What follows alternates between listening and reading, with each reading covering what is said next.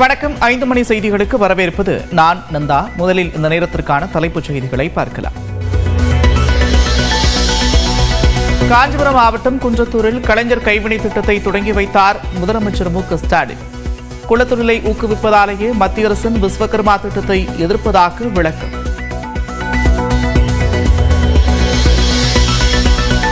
மதிமுக முதன்மை செயலாளர் பொறுப்பிலிருந்து விலகுவதாக துரை வைகோ அறிவிப்பு. கட்சியை சிதைக்கும் வேலையை மறைமுகமாக ஒருவர் செய்வதாக குற்றச்சாட்டு.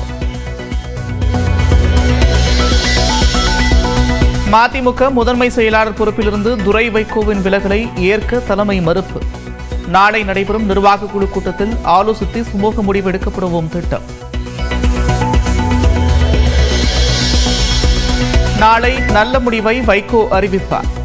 வைகோவுடன் ஆலோசனை நடத்திய பிறகு மதிமுக பொருளாளர் செந்தில்திபன் பேட்டி.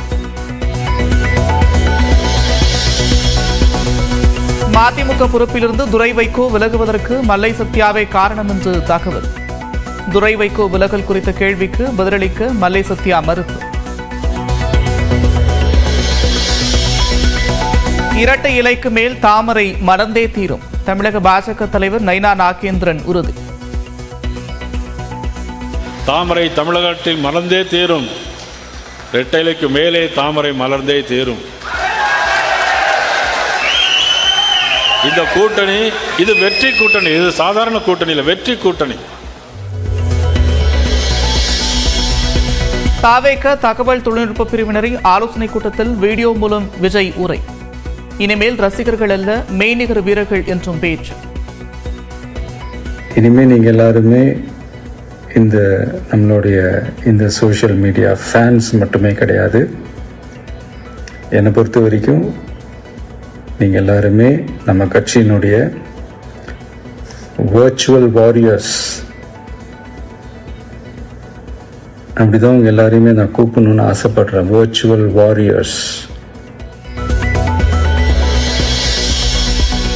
சென்னை அரும்பாக்கத்தில் தேங்கியிருந்த தண்ணீரில் நடந்து சென்றபோது மின்சாரம் தாக்கி துடிதுடித்த சிறுவன். உடனடியாக மீட்டு சிறுவனின் உயிரை காப்பாற்றிய இளைஞர்.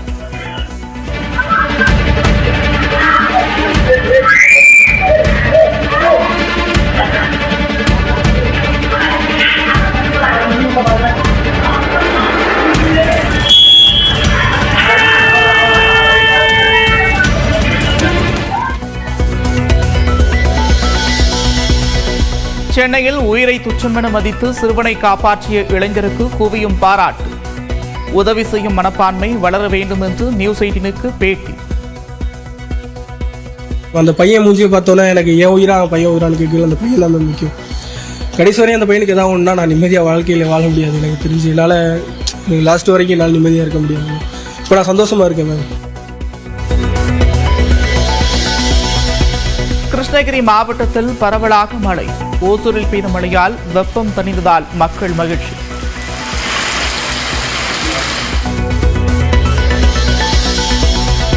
தமிழ்நாட்டில் 25ஆம் தேதி வரை மிதமான மழைக்கு வாய்ப்பு. 3 நாட்களுக்கு அதிகபட்ச வெப்பநிலை 3 டிகிரி செல்சியஸ் வரை உயரும் என வானிலை ஆய்வு மையம் கணிப்பு.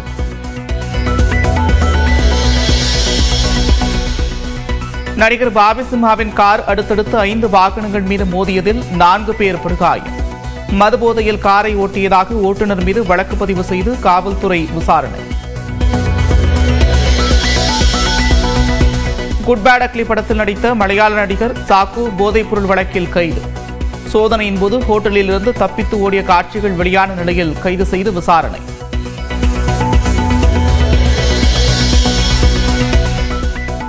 ஹரியானா இயந்திர கண்டுபிடிப்பு பூங்காவில் ஊழியரிடம் தமிழில் பேசிய மத்திய அமைச்சர் அஸ்வினி வைஷ்ணவ். வணக்கம் என கூறி தமிழக இளம் பெண்களுடன் புகைப்படம் எடுத்துக் கொண்டார். வணக்கம், எப்படி இருக்கீங்களா? நல்லா இருக்கேன்.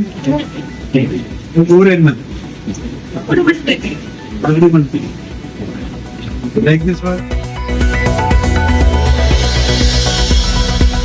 உத்தரப்பிரதேச மாநிலம் பிரயாக்ராஜில் பயங்கர தீ விபத்து. தற்காலிக குடில்கள் அமைக்க மரங்கள் வைத்திருந்த கிடங்கில் பற்றிய தீயால் கடும் சேதம்.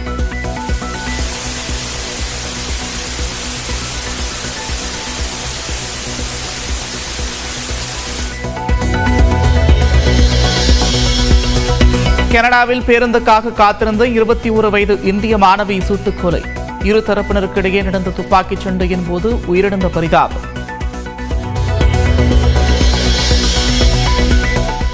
பொலிவியாவில் மணல் சிற்பங்களாக வடிவமைக்கப்பட்ட இயேசு கிறிஸ்துவின் உருவங்கள்.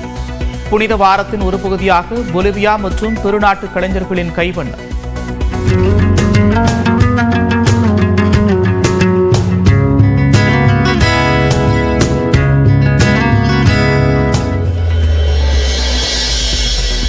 நடிகை சமந்தா திருப்பதியில் சுவாமி தரிசனம்.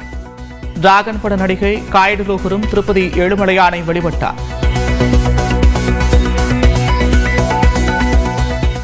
காஞ்சிபுரம் மாவட்டம் குன்றத்தூரில் கலைஞர் கைவினை திட்டத்தை தொடங்கி வைத்த முதலமைச்சர் மு.க.ஸ்டாலின் குலத்தொழிலை ஊக்குவிப்பதாலேயே மத்திய அரசின் விஸ்வகர்மா திட்டத்தை எதிர்ப்பதாக விளக்கம் அளித்திருக்கிறார்.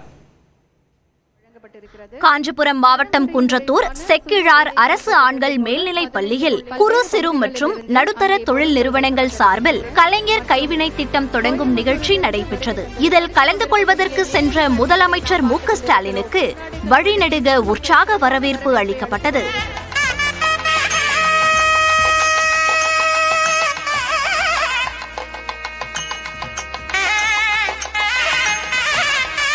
இதனைத் தொடர்ந்து மேடைக்கு சென்ற முதலமைச்சர் மு.க.ஸ்டாலின் கலைஞர் கைவினை திட்டத்தை தொடங்கி வைத்தார். பின்னர் பேசிய அவர் மத்திய அரசின் விஸ்வகர்மா திட்டத்தை ஏன் எதிர்க்கிறோம் என்று விளக்கம் அளித்தார். நம்மை பொறுத்த வரைக்கும் எந்த திட்டமாக இருந்தாலும் அது சமூக நீதிய சமத்துவத்தை நிலைநாட்டக்கூடிய நோக்கத்தோடு இருக்கணும். ஆனா அந்த விஸ்வகர்மா திட்டம் அப்படியான திட்டம் இல்லை. அத முதல்ல நீங்க புரிஞ்சுக்கணும். அந்த திட்டத்தின் கீழ் ஒருத்தர் பயன் பெறணும்னா அந்த விண்ணப்பதாரருடைய அவருடைய குடும்பம்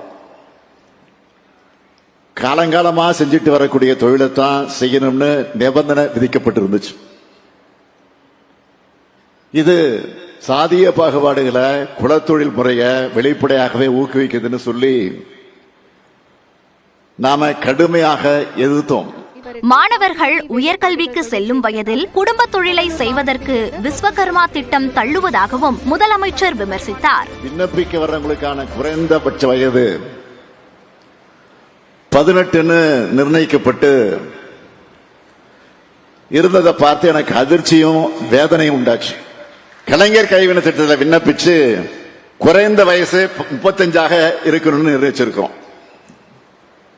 அதனால கல்லூரிக்கு போற வயசுல குடும்ப தொழிலை பார்த்தா போதும்னு எந்த மாணவரும் நினைக்காம இருக்கிறத உறுதி செஞ்சிருக்கிறோம்.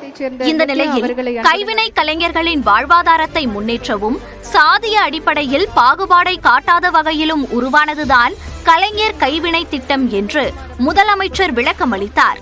கலைஞர் கைவினை திட்டத்தில் 50,000 ரூபாய் முதல் 3 லட்சம் வரையில் மானியத்துடன் கடன் வழங்கப்படுவதாக கூறிய முதலமைச்சர் எந்த தொழிலையும் யார் வேண்டுமானாலும் செய்யலாம் என்றார். இதனைத் தொடர்ந்து அம்பத்தூர் தொழிற்பேட்டையில் 5 கோடி ரூபாய் செலவில் வாகன மற்றும் பொறியியல் உதிரி பாகங்களை தயாரிக்கும் நிறுவனங்களுக்கான உலோகவியல் ஆய்வகங்கள் அமைக்கப்படும் என்றும் கூறினார். இதேபோன்று புவிசார் குறியீடு பெறுவதற்காக வழங்கப்பட்டு வரும் மானியம் 25,000 ரூபாயிலிருந்து 1 லட்சம் ரூபாயாக உயர்த்தப்படும் உட்பட 5 அறிவிப்புகளை முதலமைச்சர் வெளியிட்டார்.